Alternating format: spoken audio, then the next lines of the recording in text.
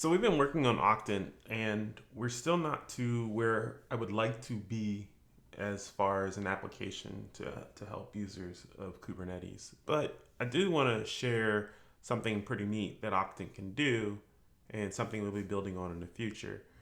So assume you have a website and it's hosted in Kubernetes. And for this particular example, I have this website, it's running, and um, the way that I like to explain it is pretend it's 5 p.m. on a Friday and it's a particularly warm day, so everybody's itching to get out of the office.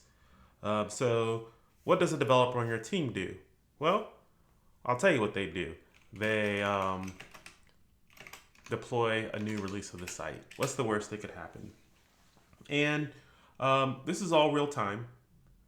And we notice right now that Octant's telling us that our website is broken. And just to prove that, I go here and look, my website's broken.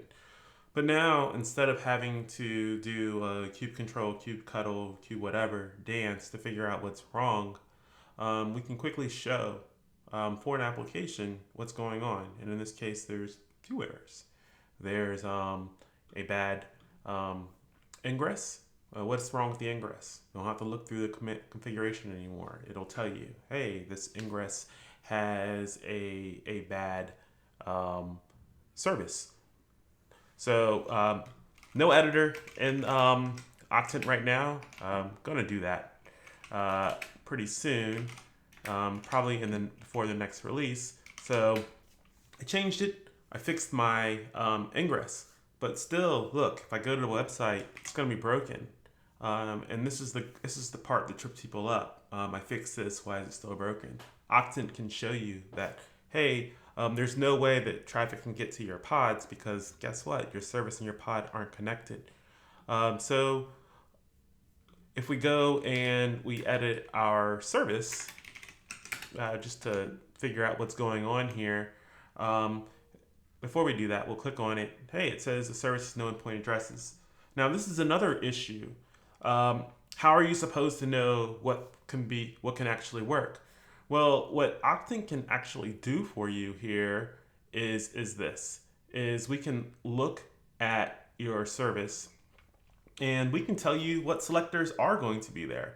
So for this case, I just happen to know that these three should be the actual selectors for this application. So whenever I go back to the application, what's going to happen is, let me click on the resource viewer. You're going to see that it's all ready and working. And once again, this is just showing you the power of being able to visualize what you have intuitively through a graphical interface. Now, one more thing that I want to show you, just show you that this website's back up. I want to be able to show you another release. We fixed the release. Now we're going to do another release. Cool thing that Octant can do right now is it can show you a deploy happening in real time. So what's happening for the non-initiated? We have we changed an image in our deployment. Kubernetes creates new replica sets, which create new pods. And as you can see right here, and it actually happened pretty quick, our website was deployed and we could actually see it. What I would like to do is show that information in a better form so you can actually see that image changed. Then we had replica set created, and then we can see the replica sets move over, or the pods move from one replica set to another, and then we can see your website. And just to show you that, hey, this does work, new site. And that's it.